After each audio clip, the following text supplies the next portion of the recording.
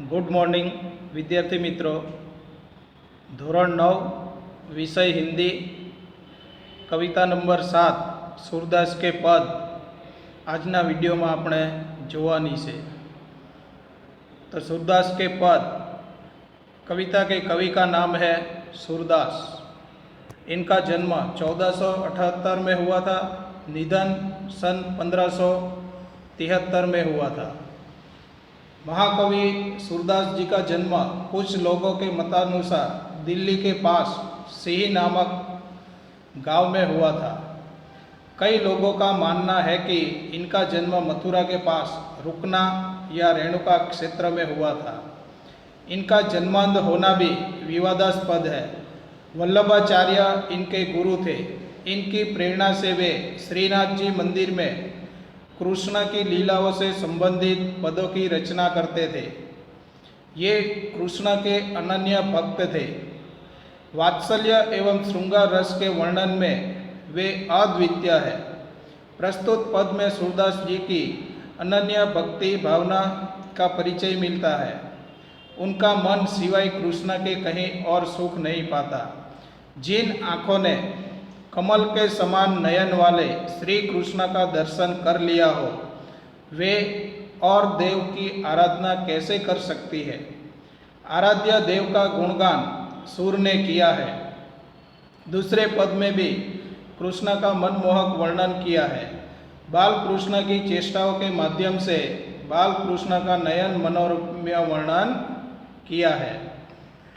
तो सूरदास जी श्री कृष्ण के अनन्य भक्त थे। श्री कृष्ण की भक्ति ही उनके मन को शांति देती थी। यहाँ सूरदास जी के दो पद दिए गए हैं।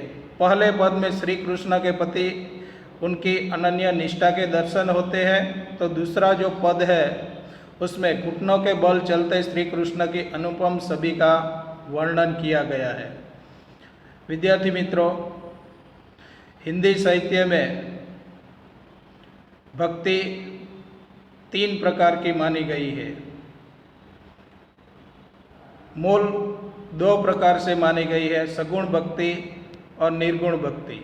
सगुण भक्ति में 2 शाखाएं होती है, राम भक्ति और कृष्ण भक्ति। निर्गुण में सूफी संत आते हैं जो अपनी अंतरात्मा से भगवान का भजन करते हैं।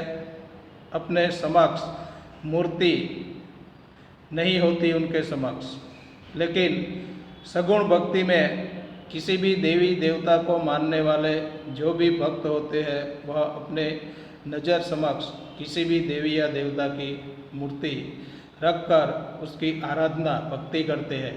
तो यहाँ सगुण भक्ति में राम भक्ति और कृष्ण भक्ति 2 आती है। इसमें कृष्ण भक्ति में सूरदास जी का भक्ति आती है।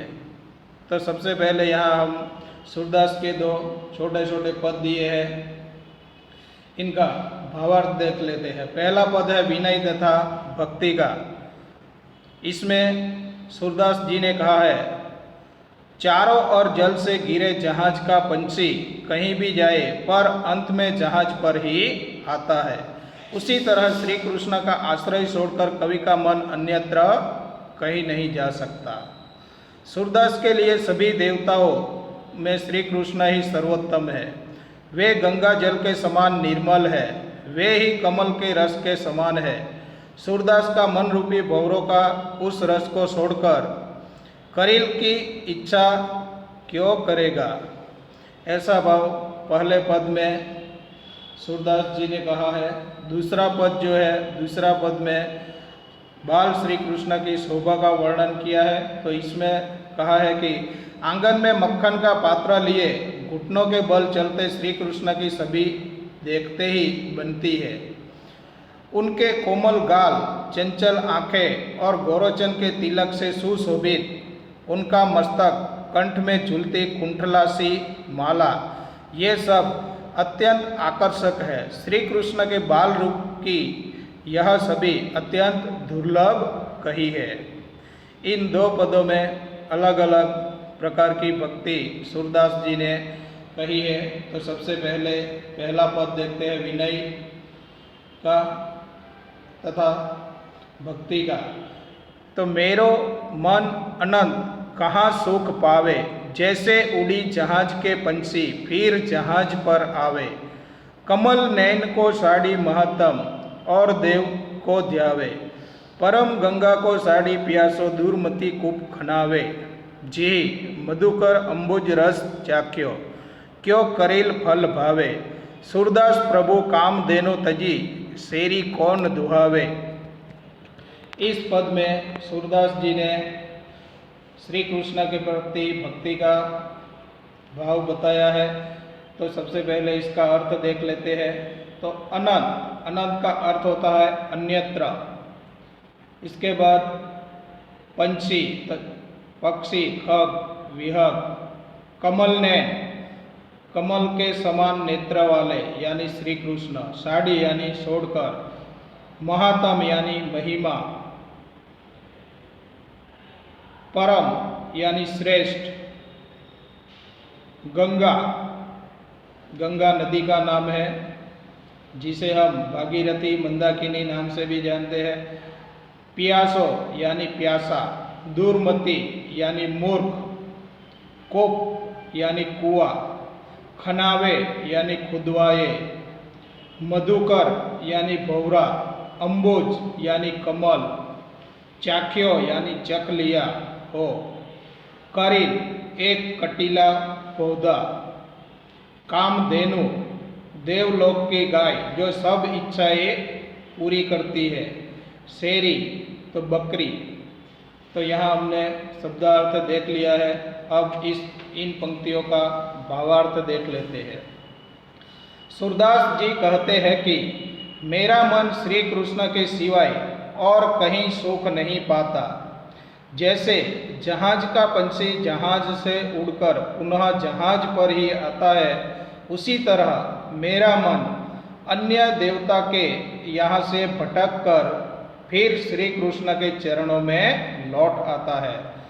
कमल नयन श्री कृष्ण की महिमा छोड़कर वह अन्य किसी देवता का ध्यान कैसे कर सकता है। यदि कोई प्यासा व्यक्ति पवित्र गंगा जल को छोड़कर अपनी प्यास बुझाने के लिए कुआं खुदवाए तो उसे मूर्ख ही कहा जाएगा। जिस भौरे ने कमल के रस का स्वाद चख लिया हो, उसे करील का फल कैसे अच्छा लगेगा। सूरदास जी कहते हैं कि मेरे प्रभु तो कामधेनु के समान है, उन्हें छोड़कर बकरी को कौन दुहेगा। यहाँ श्री कृष्ण की भक्ति बताते हुए सूरदास जी ने कहा है कि मेरे तो कामधेनु श्री कृष्ण ही है, इनको छोड़कर मैं दूसरे अन्य देवताओं के बारे में कैसे सोच सकता हो।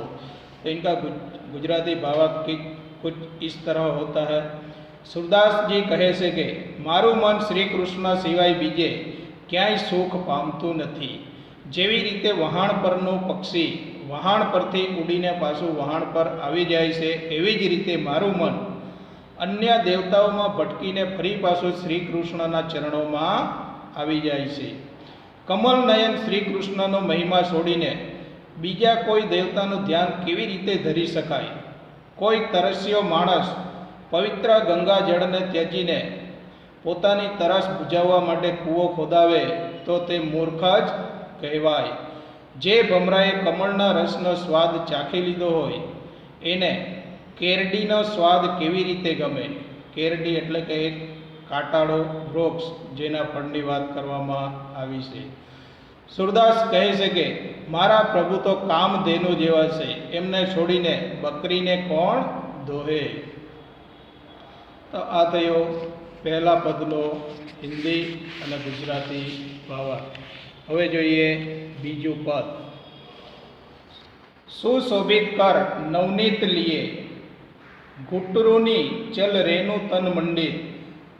મુખ દધી લેપ કિए, ચારુ કપોલ लोल लोचन।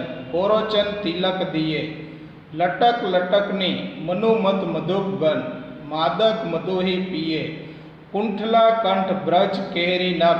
राजत रुचि रहिय, धन्य सुर एको पल।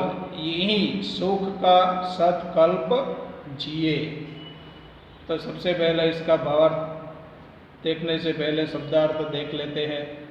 कर यानी हाथ, नवनीत यानी मक्खन, रेणु यानी धूल, मंडित यानी सुशोभित, दधी यानी दही, चारु का सुंदर, कपोल यानी गाल, लोल यानी चंचल, लोचन का नेत्र आँख, गोरोचन मस्तक पर तिलक करने का पीला द्रव्य, लट सिर के बालों का गुच्छा, मनु यानी मानो, मद यानी मस्त, मधुप भौरा, कुंठला चांदी की चौकियों,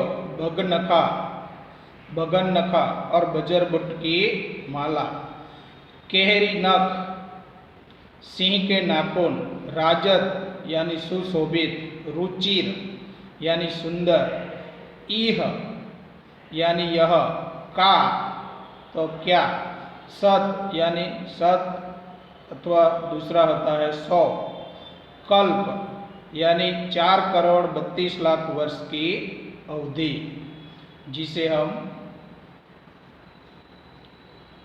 कल्प कहते हैं। मादक का अर्थ दूसरा होता है नशा युक्त। तो आगे इसका भावार्थ देखते हैं। हाथ में मक्खन लिए हुए बाल श्री कृष्ण अत्यंत सुंदर लग रहे हैं। वे घुटनों के बल चल रहे हैं। उनके शरीर पर धूल लगी हुई है और मुख में मक्खन लगा हुआ है। उनके गाल सुंदर और नेत्र चंचल है। उनके माथे पर गोरोचन का तिलक लगा हुआ है। उनके सिर के दोनों ओर लटें झूल रही है। वे मस्त मधु पीकर मस्त हुए भौरों के समान लग रहे हैं। गले में पहनी हुई चांदी की चौकियों, बगनखा और बजरबुट की माला हृदय पर सुशोभित हो रही है। सूरदास जी कहते हैं कि बाल कृष्ण के इस सभी को देखने का सुख एक पल के लिए भी मिल जाए तो भी जीवन धन्य हो जाएगा। 100 कल्प तक जीने का कोई अर्थ नहीं है। इसका गुजराती भावार्थ देखते हैं। तो हाथ में माखण वाला बाल कृष्ण अत्यंत सुंदर लागे से, घूंटणीए चाली રહ્યા છે। એમના શરીર પર ધૂળ ચોટેલી છે અને મોઢા પર માખણ લાગેલું છે। તેમના ગાલ સુંદર અને નેત્રો ચંચળ છે। તેમના માથા પર ગોરોચનનું તિલક લાગેલું છે। તેમના મસ્તકની બંને બાજુએ વાળની લટો ઝૂલી રહી છે। તેઓ મસ્ત મધ પીને મસ્ત થયેલા ભમરા સમાન દેખાઈ રહ્યા છે। ગળામાં પહેરેલી ચાંદીની ચોકીઓ, વાઘનખ અને બજરબટ્ટની માળા હૃદય પર શોભી રહી છે।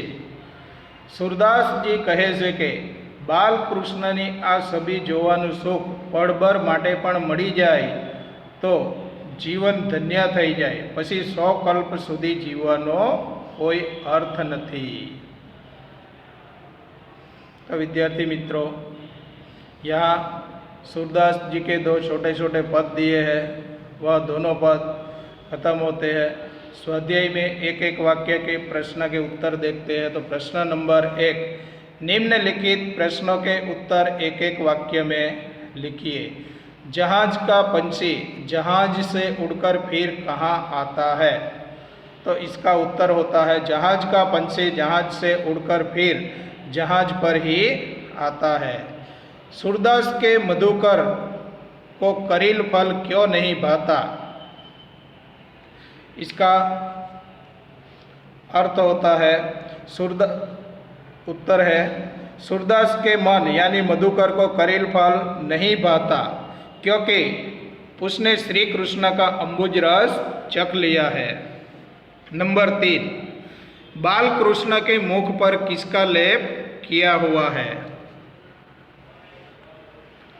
तो इसका अर्थ है, उत्तर होता है बाल कृष्ण के मुख पर किसका लेप किया हुआ है? तो बाल कृष्ण के मुख पर मक्खन का लेप किया हुआ है। 4 नंबर, सूर धन्य क्यों हुए? सूर धन्य हुए क्योंकि उन्हें श्री कृष्ण की दुर्लभ छवि के दर्शन हो गए हैं।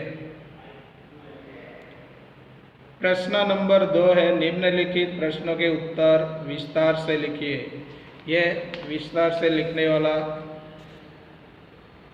प्रश्न के उत्तर आपको खुद ही लिखना है। प्रश्न नंबर 3 जो दिया गया है इसमें है तत्सम रूप दीजिए। विद्यार्थी मित्रों, तत्सम रूप दीजिए यानी समानार्थी शब्द का ही एक रूप होता है और इसका उत्तर हमें यहाँ देना है। अनग यानी अन्यत्र, पंछी यानी पक्षी, खग विहग, महात्म यानी महात्म्य, पियासो यानी प्यासा, दूरमती यानी दूरमती, लट यानी केश गुच्छ, मदोही यानी मध्य, केहरी यानी केसरी। समानार्थी शब्द लिखे। प्रश्न नंबर 4 में समानार्थी शब्द दिए गए हैं जिसमें पक्षी तो खग, अंबुज यानी जलज, कूप यानी कुआं, मधुकर यानी भ्रमर, धेनु यानी गाय, शेरी यानी बकरी, नवनीत तो मक्खन, लोचन तो आँख नेत्र, कंठ यानी गला, नख यानी नाखून। तो इस तरह समानार्थी और तत्सम शब्द आते हैं। तत्सम शब्द भी एक समानार्थी शब्द का ही रूप है जिसका अर्थ हमें समानार्थी के रूप में ही देना है। तो विद्यार्थी मित्रों, यहाँ हमारी कविता नंबर 7 सूरदास के 2 पद कविता पूर्ण होती है। अब आगे के वीडियो में हम अगला पाठ देखेंगे। तब तक के लिए नमस्कार।